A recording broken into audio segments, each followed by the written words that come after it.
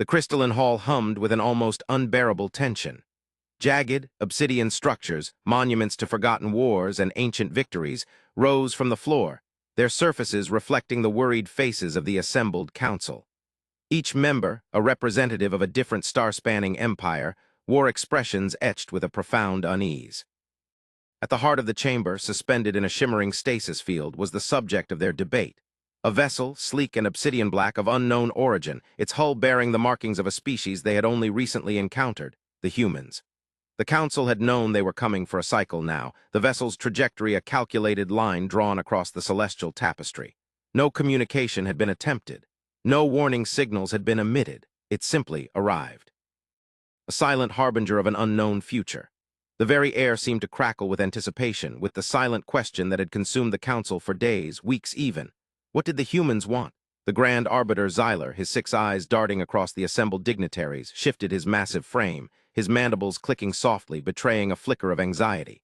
He addressed the silent gathering, his voice a low rumble that echoed through the vast chamber. The situation, as we all know, is precarious.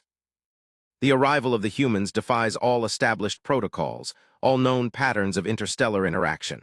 We know nothing of their intentions, nothing of their capabilities. And yet, his voice trailed off, leaving the unspoken fear to hang heavy in the air. Fear of the unknown, of the unpredictable, of a species that had burst onto the galactic stage with an abruptness that bordered on the offensive. The sensor readings were baffling, inconsistent, as if the humans had deliberately cloaked their vessel in a series of layers designed to mislead and confuse. Any attempt to penetrate the vessel's shields had been met with impenetrable resistance, the energy signatures registering as nothing more than a faint whisper on the instruments. "They are an enigma," declared High Counselor Zalara of the Krill Collective, her voice sharp and brittle. The Krill, a species known for their ruthless efficiency and their unwavering belief in the primacy of strength, had always viewed the humans with suspicion. Their initial scouting probes had recorded scenes of unimaginable brutality, of self-inflicted wounds and rampant destruction. A species that destroys its own world cannot be trusted. Their history is stained with conflict, with self-annihilation. Surely we would do well to erase them from existence. Her words were met with nods of agreement from several counselors, particularly those representing the militaristic empires that thrived on the constant flux of power. "Such a course is premature," countered Ambassador Thuron of the Andorian Concordat, his voice measured and calm. The Andorians were known for their diplomacy, for their cautious approach to interstellar relations. "We know so little. To attack without provocation would be to court disaster. We must attempt contact, attempt to understand their intentions before we rush to judgment." He paused, his gaze sweeping across the tense faces of the assembled counselors. "Moreover, let us not forget the treaties. The prime directive of interstellar engagement explicitly forbids unprovoked aggression. We are bound by these agreements." A ripple of discontent ran through the hall. Treaties, rules, directives, these were often seen as obstacles, impediments to the inevitable expansion of power.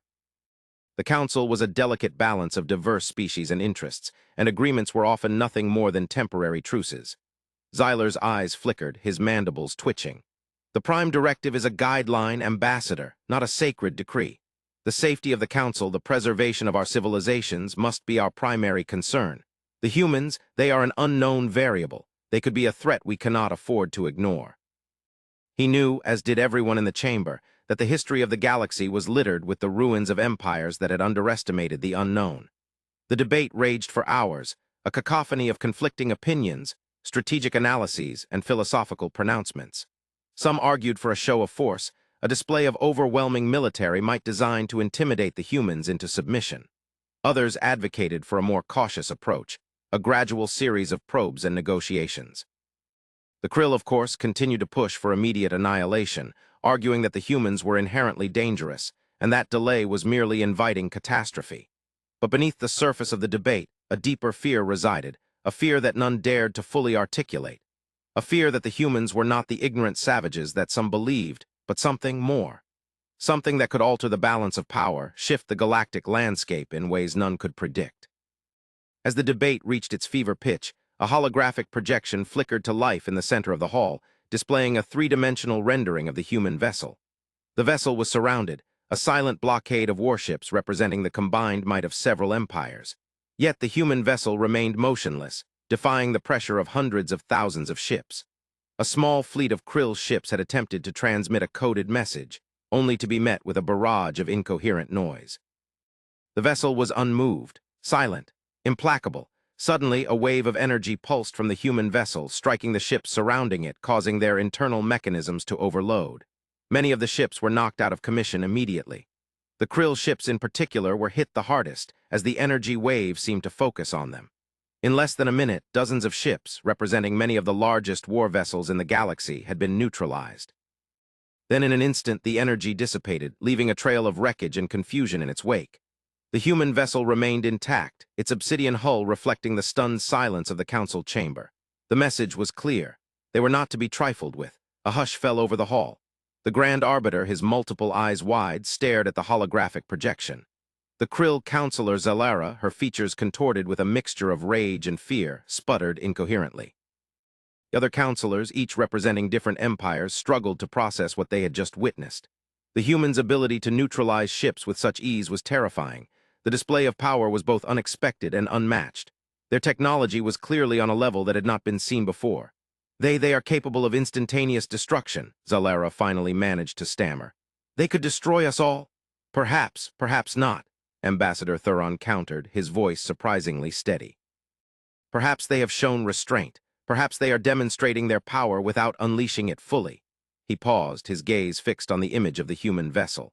We have assumed their barbarity, their inherent aggression. But what if we are wrong? What if they are simply misunderstood? A ripple of unease passed through the hall.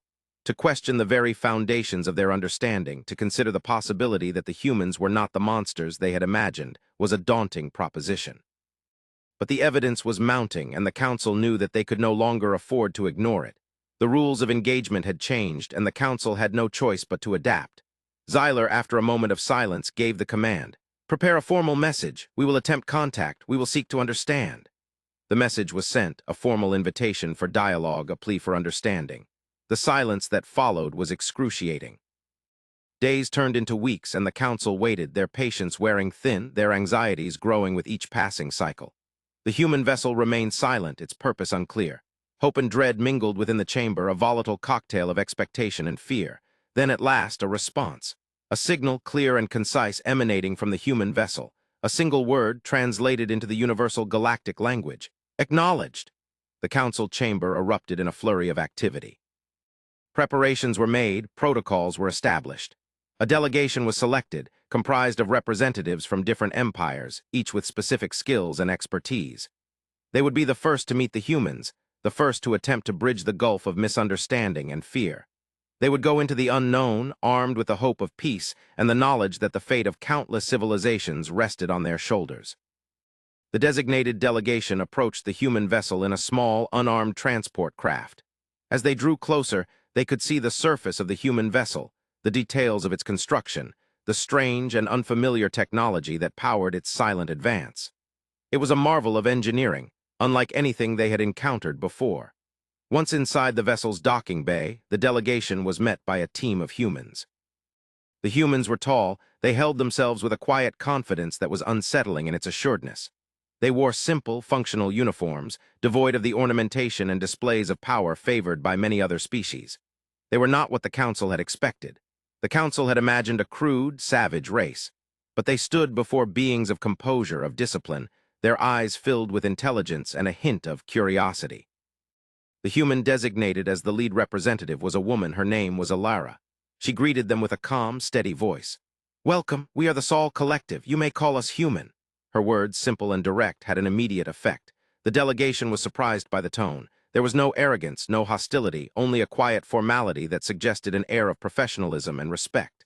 The meeting began in a neutral space, a chamber designed for dialogue and exchange. Humans were remarkably efficient, their actions measured and their movements deliberate. They did not attempt to intimidate or overawe, but instead focused on conveying their message in a clear and concise manner. Alara started by saying, "We are here to learn and, if possible, to assist. We have observed your galaxy for some time. We have watched your conflicts, your alliances, and your progress. We understand the dynamics, the tensions, and the desires that drive you." Her words were met with silence. The delegation was still trying to fully grasp the information that they were hearing, to process it. She continued, "We believe that your galaxy is at a turning point. You face threats, both external and internal. threats that require cooperation, understanding, and a willingness to overcome your differences. The ambassador from the Andorian Concordat, Thuron, was the first to speak. He expressed his surprise, asking, "Why have you chosen to reveal yourselves now? Why have you not revealed yourselves earlier? And what is your ultimate purpose?" Alara's response was simple yet profound. "We have been observing, learning, and gathering information. We have never revealed ourselves sooner because we did not want to interfere, but now the threats are too significant to ignore. The truth is, we have been studying your history, your cultures, your values, and your technologies. We have a unique perspective on the challenges you face, and we believe that we can offer some assistance." She paused, then continued, "Our ultimate purpose is simple: to preserve life. Our goal is to ensure the survival of all sentient beings. We offer our assistance, our knowledge, and our technology, but we do not seek to dominate or control. We simply seek to cooperate." Her words resonated with the delegation. It was a message of peace, a promise of collaboration, a hope for a brighter future. But it also posed a great challenge. Could they trust these humans? Could they overcome their ingrained suspicions, their prejudices, and their fears? The meeting continued, and the humans revealed more of their secrets. They showed the delegation their technology, their knowledge, and their understanding of the galaxy.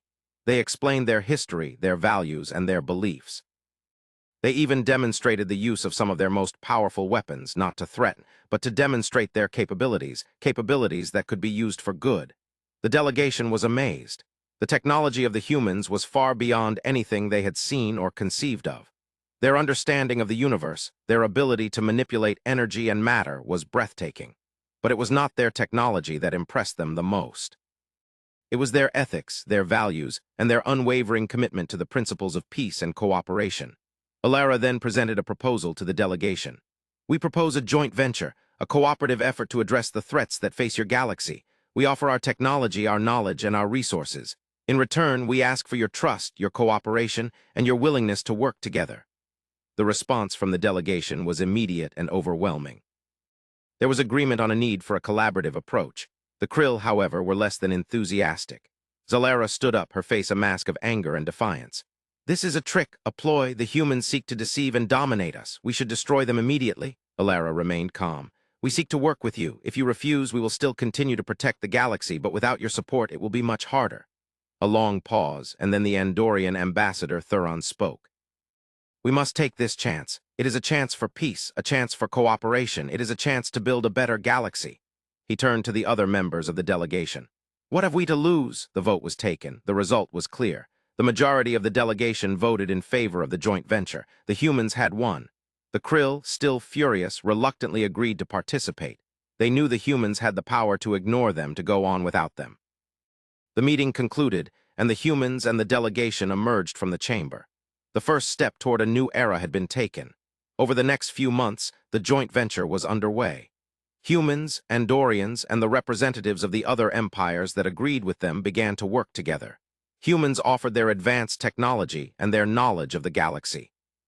They helped to improve communications, to share resources, and to find solutions to some of the most pressing problems facing the galaxy.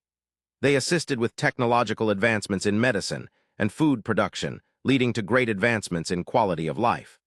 The humans' calm, their measured approach, and their unwavering ethics served as a beacon of hope for the galaxy. As the alliance grew stronger, a team of scientists from different empires, along with a team of human scientists, embarked on a research mission. Their goal was to explore an ancient signal, a mysterious transmission that had been detected emanating from the outer reaches of the galaxy. The signal was old, very old, and its origin was unknown. They hypothesized that it could be a clue to the origin of all life in the universe. The mission was dangerous, the stakes were high, and the answers were elusive. The team followed the signal, navigating through treacherous nebulae and traversing vast stretches of empty space.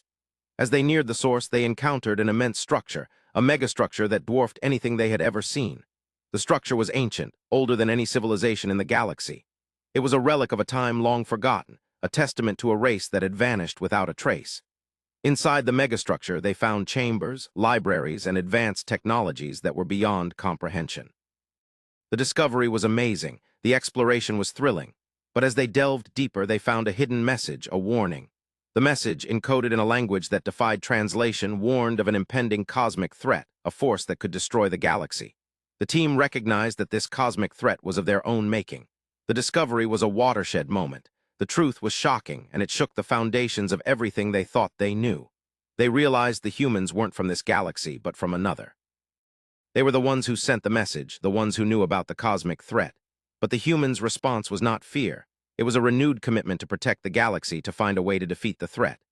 Alara addressed the council again, her voice calm and steady. "We knew the risk, we knew the cost, but we had hoped, we had strived to avert it. We have faced this threat before. We have seen its destructive power. We will help you. We will defend your galaxy just as we have defended our own." The humans revealed the full extent of their technology, their knowledge, and their capabilities. They showed the council how to prepare for the attack, how to defend against the threat. They shared their weapons, their strategies, and their secrets. They offered everything they had, knowing that the price of failure was not just their own destruction, but the annihilation of all life in the galaxy. The council, once divided by fear and suspicion, stood united. They had witnessed the humans' power and their compassion. They had seen their commitment to protect the galaxy, to preserve life, and they had come to trust the humans, to value their friendship, and to appreciate their wisdom. They had learned to look beyond their differences, to see the shared destiny of all beings. The humans were not conquerors, they were saviors. The time of conflict was upon them. The cosmic threat, a wave of energy that consumed everything in its path, was coming. Warships from all the empires gathered in the darkest reaches of the galaxy, the humans at the forefront. The Krill, their initial hostility now replaced by grudging respect, fought alongside the humans, their weapons blazing. The Andorians, known for their diplomatic skills, coordinated the efforts of the combined forces. The battle that followed was the greatest conflict the galaxy had ever seen. The humans, with their advanced technology and their strategic brilliance, led the charge. The Krill, their fury now channeled into lethal efficiency, targeted the enemy ships. The Andorians, with their diplomacy and strategic planning, worked to coordinate the efforts of the combined forces. The battle was long and difficult, and losses were heavy. But the humans held their ground. Finally, at the peak of the battle, Alara made a fateful decision. She activated a weapon of unimaginable power, a weapon that could destroy the enemy, but at a terrible cost. The weapon was a last resort, a desperate measure that could lead to victory. Her face, her expression, was one of sorrow, but also of resolve.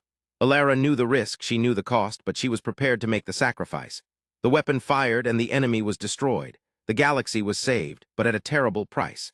The cost was the destruction of the megastructure, the place where all of the answers had been found, and the destruction of the human vessel.